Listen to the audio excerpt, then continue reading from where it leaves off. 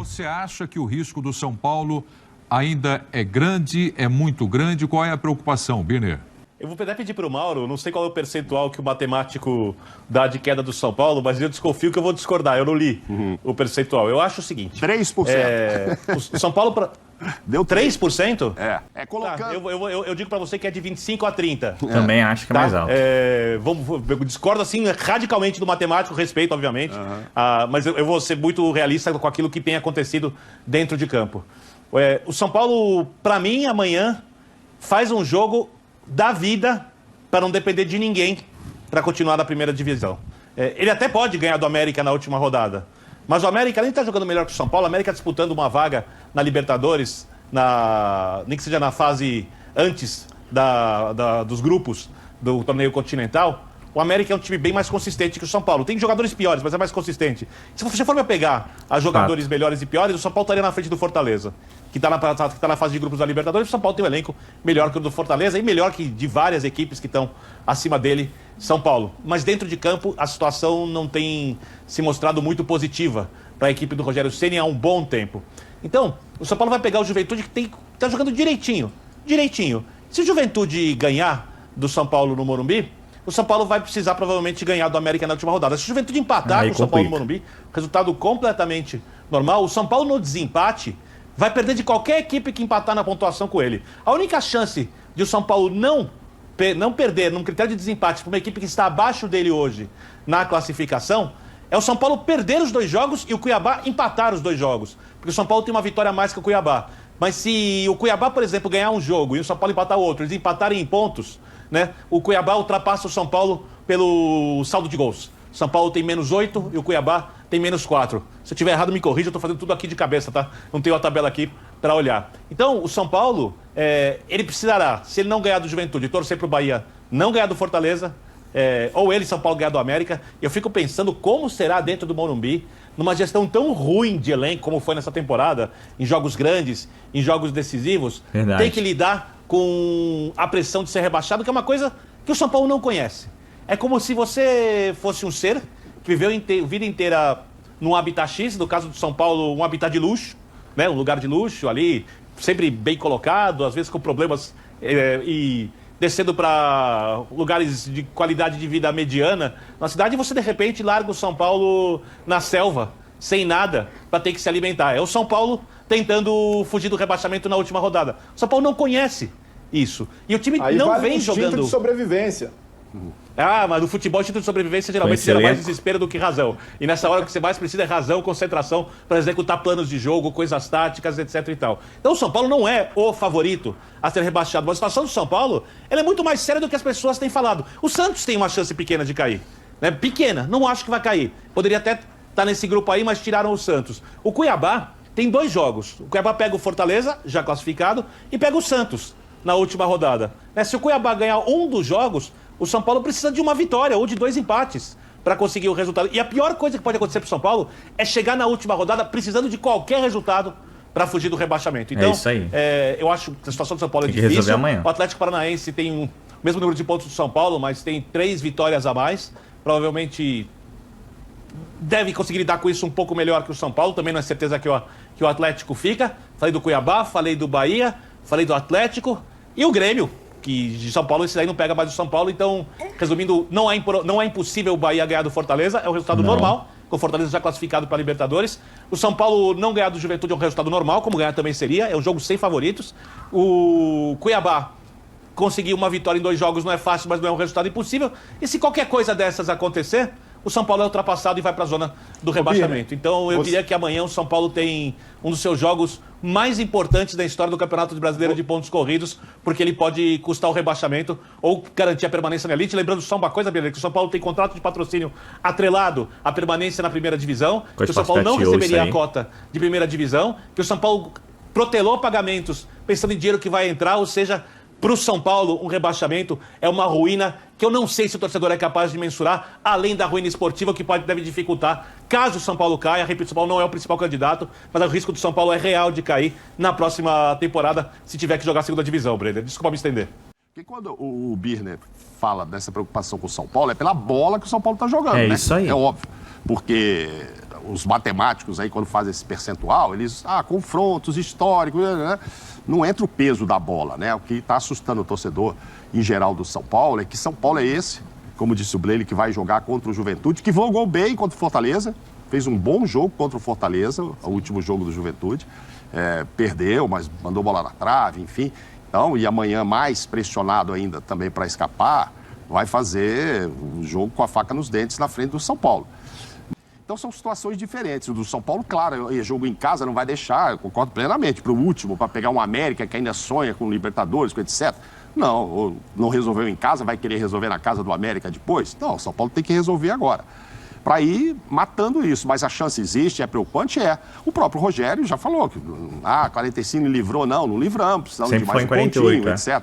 Acho que talvez possa precisar até mais disso. Mas eu acho que é nessa linha aí que o professor falou. Tem lá o Grêmio para se molhar mais esse balde, depois vem outros. Mas a gente termina aí, nessas rodadas em que o número de jogos ainda não é o mesmo para todo mundo, na estatística, na matemática, seriam 7 times para as 2 vagas. Evidentemente que uns com mais chance e outros menos. Eu entendo a preocupação do São Paulino, mas mais vontade que tem o Juventude, vir buscar isso. O último jogo foi medonho com o Grêmio, o último jogo foi medonho do São Paulo, né, vendo o aspecto do São Paulo. Mas acredito que amanhã tem um outro espírito, né? Tem que ter, né? Não entrou em campo contra o Grêmio, mesmo o Grêmio com toda a vontade de ganhar, o São Paulo... Fora os erros, né, que a gente imagina que o Rogério possa já estar repensando e achar que fez, né? Porque na entrevista ele achou que não, jogar com o Sara de lateral direito foi uma coisa tranquila e tal, né? Ele não errou em nada, ele deixou tudo para os jogadores, falando do espírito, que não adiantava o esquema que ele colocasse, do jeito que foi ali, nem o Guardiola resolvia. Então vamos ver se amanhã esse espírito São Paulino vai ser outro. E precisa ser outro por todos os motivos aí elencados pelo Birner. Eu comecei a fazer algumas anotações. A grande ironia... Por favor, Birner, fica à vontade, diga. A grande ironia nessa situação toda, pensando no Rogério, porque o Rogério provavelmente teria sido rebaixado com o São Paulo em 2017 se não houvesse mudança de treinador, se o Dorival não chegasse e não houvesse contratação de alguns jogadores, né? O São Paulo caminhava para um rebaixamento e ali dificilmente ia escapar. O São Paulo fazia mais ou menos o que o Grêmio fez nessa temporada. O time do Grêmio, comparando, é um time melhor. Mas quem pode salvar o São Paulo, se o São Paulo não fizer a parte dele, se o São Paulo não fizer a parte dele, é o Fortaleza. Se o Fortaleza não perder do Bahia, o São Paulo escapa do rebaixamento, né? O Bahia tem 43 pontos, né? Me corrija se eu estiver equivocado. O Bahia precisa ganhar do Fortaleza na última rodada. Então basta o Fortaleza segurar o Bahia de algum jeito para salvar o São Paulo. E o seu maior treinador, talvez, da história, o Rogério, não sei se o Vojvoda ultrapassou já o Rogério nesse quesito de maior treinador do Fortaleza na era moderna do futebol. Acho que já, hein?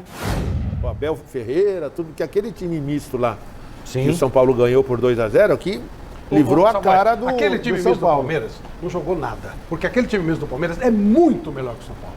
Tanto que ele encarou o Atlético Mineiro, que é infinitamente melhor que o São Paulo. Sim. Aquele dia foi um dia muito ruim, porque na verdade, lembra, o time reserva do Palmeiras contra o Atlético encarou pesado. Sim. É que naquele dia que o São Paulo não jogou nada. Mas não precisa do time titular do Palmeiras para ganhar do São Paulo. Não precisa. Sim. Sinceramente, eu acho que ali foi. Olha, eu vou repetir. Mas ajudou, né? Se não fosse aquilo... Sim. Para você me permite, eu vou repetir. Se o São Paulo não cair para a segunda divisão, eu faço, o domingo que vem eu faço o programa pelado.